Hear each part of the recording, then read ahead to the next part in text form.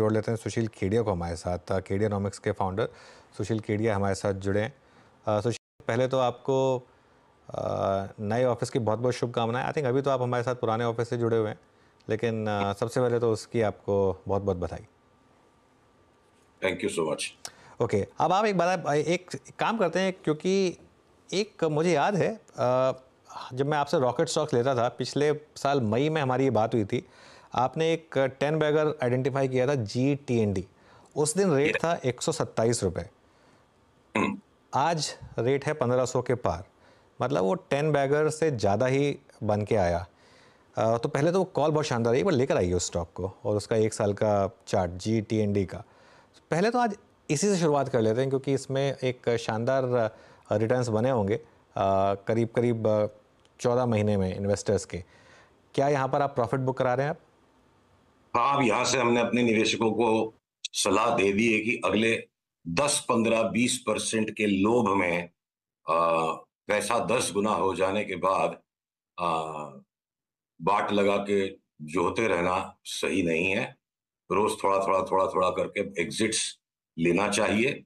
कोई ने 10% नीचे लिया हो, ये सलाह उसके लिए नहीं है, पर जो इतनी मोटी मलाई खा के बैठे हैं कि 10 गुना हो गया स्टॉक, तब 15-20% की हम वार नहीं देखेंगे। हमने अपना बेचना शुरू कर दिया। अब अगला सवाल अगला GTND क्या है फिर? क्योंकि अब एक्सपेक्ट करेंगे ना, यहाँ से बुक करेंगे तो कहीं तो लगाएंगे पैसा। अब देखो, ऐसा है ना अनुज, महालक्ष्मी जी के मंदिर जब जाते हैं ना, तो पुजारी को फोन नहीं कर सकते कि आज बादाम की बर्फी है तो ही आएंगे आरती में। जो प्रसाद देगा बाजार वही खाना पड़ेगा हमें। तो इस स्तर पे बाजार के 10 बैगर्स खोजना दुस्साहस ही नहीं है। ये बिल्कुल वासना से लिप्त विचार लगता है। क्षमा करिएगा मेरे कठोर शब्दों पे। यहाँ बाजार पे हम्बल होने की जरूरत है। फ्रूगल रिटर्न्स बचे हैं। 30-40% के ट्रेडिंग स्विंग्स, 50% तक के भी कैश में कुछ स्टॉक्स में मिल सकते हैं, पर ये मल्टी बैगर्स ढूंढने की ख्वाहिश उचित नहीं लगती अब यहाँ पे।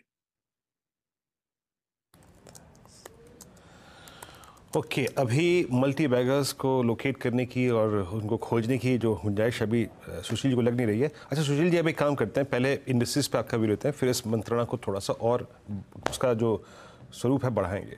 निफ्टी बैंक पर आपका व्यू, दोनों पर प्रोजेक्शंस क्या कह रहे हैं आपको, और स्पेशली अब जब निफ्टी को एक एडवांटेज निफ्टी IT का मिल रहा है इस मद्देनजर। तो पीसीआर से अनुरोध है, कृपया मेरे स्क्रीन से जो चार्ट दिख रही हैं उन्हें प्रक्षेपित करें।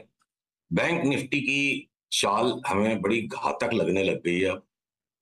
और जब किसी इंडेक्स के कंस्टिट्यूएंट्स भी सारे के सारे एक साथ अलाइंड हो, यानी स्टॉक्स के कोरिलेशंस जब स्ट्रांग हो जाए, तो बड़ा ट्रेंड बन सकता है।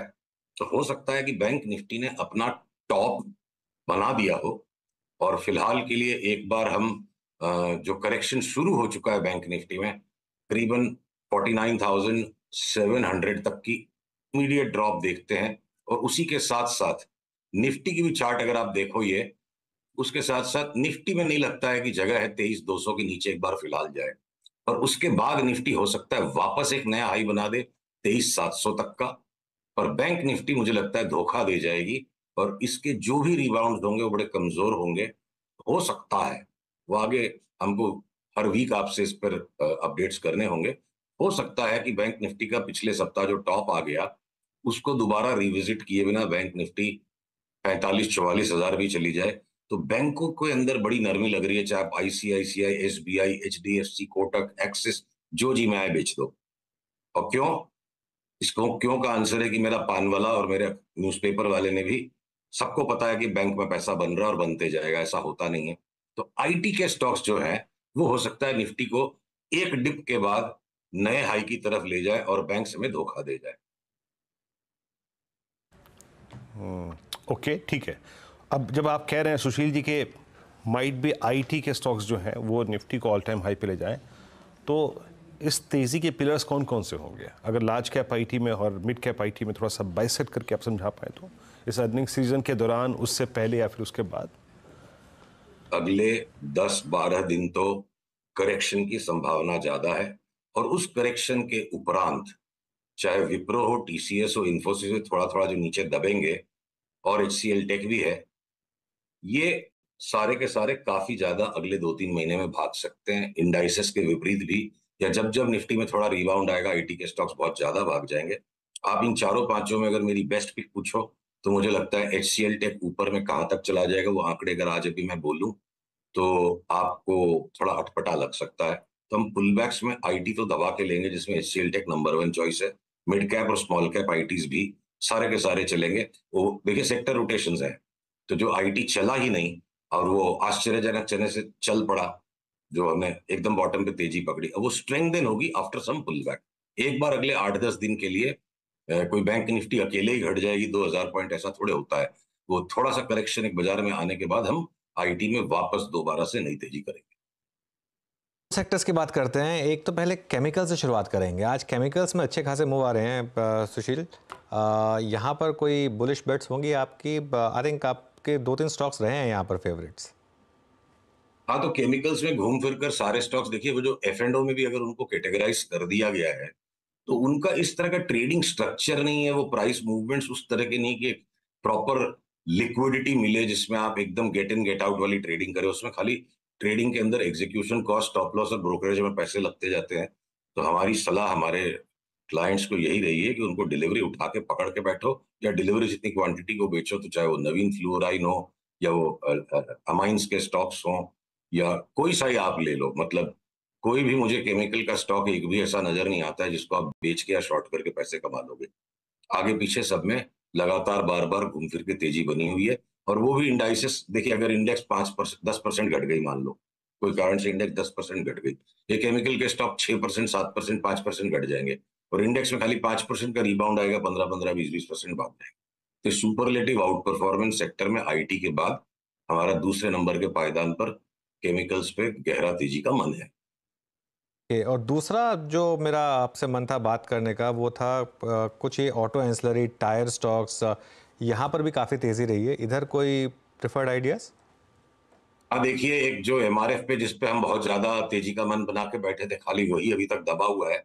और सीएट टायर्स भी हमने लिया था कि सीएट उछल गया, अपोलो उछल गया, जेके टायर उछल गया, तो एमआरएफ ने क्या कसूर किया है? अब ये जैसे 1,33,000 के ऊपर एमआरएफ जाएगा तो हम अपनी पोजीशंस को डबल करेंगे और हो सकता है 1,75 नहीं तो 1,65 तक ये चला है। एमआरएफ लैगार्ड है टायर्स का, बाकी तो सारे टायर्स भाग चुके हैं बिल्कुल।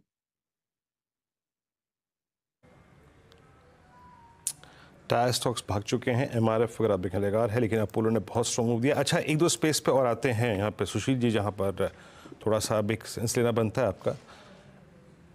आप देखिए जीएमआर एयरपोर्ट्स, इंडिगो, इनमें फिर एक मूव आ रहा है। और बात करते करते जीएमआर एयरपोर्ट्स फिर डिहाई की ट्रैजेक्टरी में।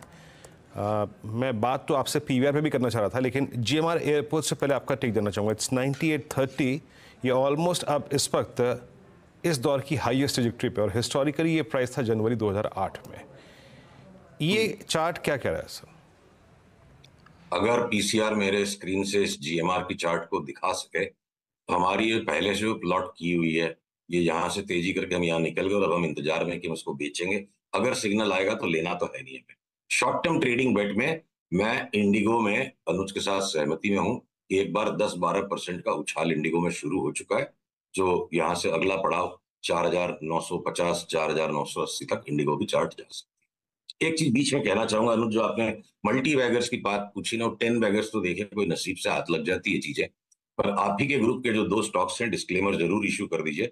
हमने पिछले रविवार को अपने क्लाइंट्स के साथ कॉन्फ्रेंस कॉल में आपके ग्रुप के जो 2 स्टॉक्स हैं, नेटवर्क 18 और टीवी 18, इन दोनों में 75 से 80% तक का 3 महीने में ट्रेडिंग बेट का एक उछाल रेकमेंड किया है कि डिलीवरी उठाओ और ट्रेडिंग किए बिना बैठो इसको 3-4 महीने।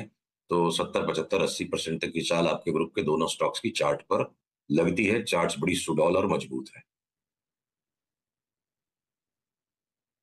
ओके, स्टैंडर्ड डिस्क्लेमर आपकी स्क्रीन पे प्लीज़, क्योंकि ये सुशील जी की राय है, बट इस चैनल का स्वामित्व प्रबंधन इन्हीं कंपनियों के पास है और ultimately it belongs to I think Reliance Industries. तो प्लीज़ एक निजी राय ज़रूर सम्मिलित रखें इस पे, इस ट्रेड पे या फिर किसी भी प्रकार की इन्वेस्टमेंट कॉल पे। अब आते हैं सुशील जी एक दो ऐसे और आई थिंक चंक जहां पे आप लोगों ने शॉर्ट बटन पहले से ही प्रेस कर रखा है, और वो है मेटल्स। मेटल्स पे आपका व्यू क्या है इस वक्त? सारे के सारे लोअर टॉप बना चुके हैं, बिल्कुल थके हुए हैं और मेटल्स के अंदर में भी देखिए, जो ऊपर और नीचे दोनों साइड की चाल ना बड़ी स्मूथ नहीं आती है, बहुत नॉइजी है ये।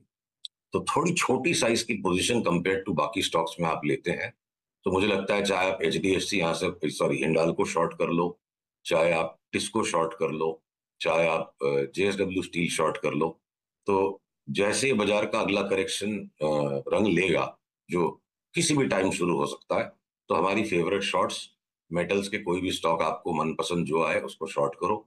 10-12-15% मौके पर 18-20% तक भी अगले राउंड में मेटल्स में नीचे का करेक्शन मुझे दिखता है। चलिए सुशील जी,